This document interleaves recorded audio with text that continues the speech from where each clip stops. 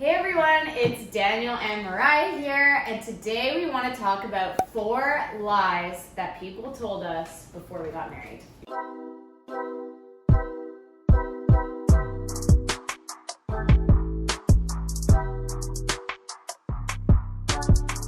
Yeah, I think that when people are getting married, there's a lot of misconceptions about what marriage can entail, so we want to hit you with 4. Yes. The first one is... The first one is that the first year of marriage will be your hardest. Yeah.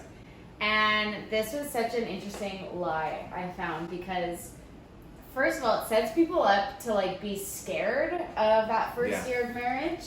And from our experience, when you put the work in dating and engagement, the first year of marriage is going to be amazing. And I think that sometimes people just have these obscure numbers that they'll say like year 3 or year 7. Yeah.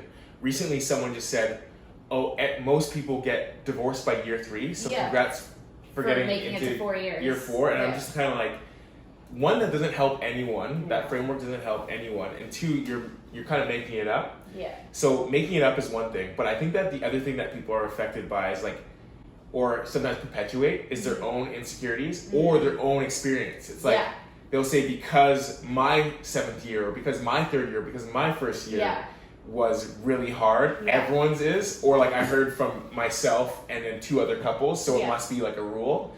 And so I just think that it doesn't really set young couples up for success. It just makes people feel like, that's a scary thing that now I have to fear. And I feel like when we would respond our first year has actually been really great, people would be like, you wait. Yeah, it's it will get terrible. Why does marriage have to be this thing that's like a train that's heading towards you in the night and you're strapped to? Anyways, it's like a sketchy thing that people kind of fall into. I don't know what it is. Okay, but anyways, the next lie that people told us, we got this a lot because of my schedule, because of your schedule, this idea of when you're married, you'll be less productive and you can't be as busy as you are when you're... And so this is directly towards people who are high octane. High capacity. It's just marriage is something that is going to take down your capacity and take more time and attention and energy. And I know there's a verse, I don't know where it is, that's kind of explaining 2 are better than 1. And I feel like that's really what marriage is in our experience. It's there's so much more I can do with you than I could just do by myself. And I feel like you add so much richness and life and fullness to my work and vice versa. And together, when we leverage each other's skill sets, we're able to start new businesses. And even this YouTube channel, we wouldn't have been able to do individually, mainly because it's about relationships, and that'd be weird to do a relationships YouTube as a single. I mean, if you're doing that, better, good for you. Yeah. More power to you.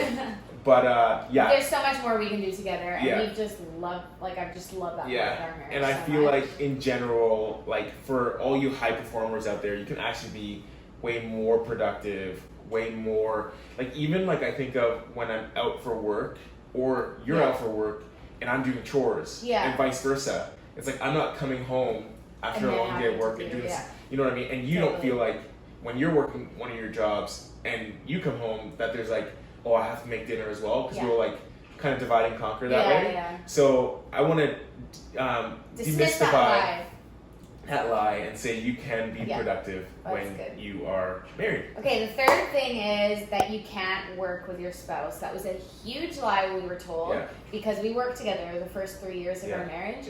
And that's a lie I actually really believed when we were engaged, because there was an opportunity for me to work with Daniel. When he brought it up to me, you brought it up to me and I said, we can't work together, we're going to be married, because that lie was so in my head.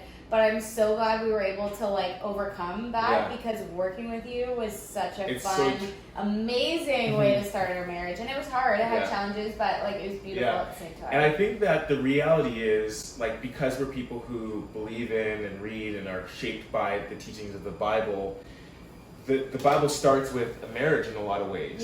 In the first 3 chapters, we see Adam and Eve step into the scene.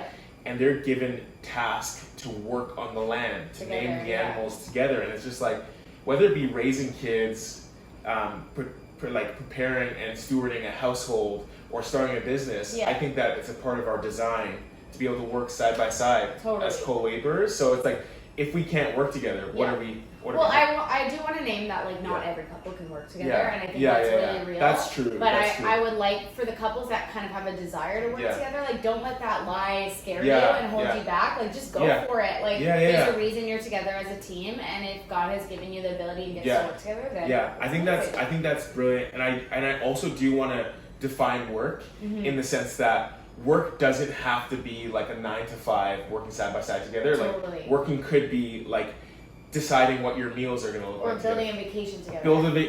So those are things that are necessary for life. And I think that people can work together in different ways as a married couple. Okay, what's the last thing? The last thing is... It's a lie that I've been told since I was young.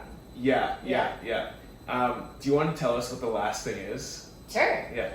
So I was always told when I was younger, because I wanted to get married young, and when I would say that, my friends would say, getting married young is like leaving the party at 9 p.m. Yeah, and that's people saying like it's not as fun. It's snooze fest, as they say. Yeah. Like it's gonna rob fun from your 20s or your 30s whenever you choose to get married. You're supposed to be in the prime of your life, and you're locked down in marriage. Yeah, but for us, it's been a completely different experience. Yeah. Being married together has been more fun. You have a live-in best friend, and obviously you can do that through a roommate or whatever. Yeah. But for us, it's like we very much so would choose each other when it comes to going out for food or drinks or going on vacation. Yeah. So it definitely doesn't feel like we're leaving a party early. Yeah. But it feels as if we're actually leaning into a party, and it's kind of like a 24/7 thing. Totally. And I feel like it's just, we always say like getting married young. Yeah. I mean, like there's so many layers to this, but getting married young was one of the best decisions we ever made because we've had so much fun the past 4 years. Yeah.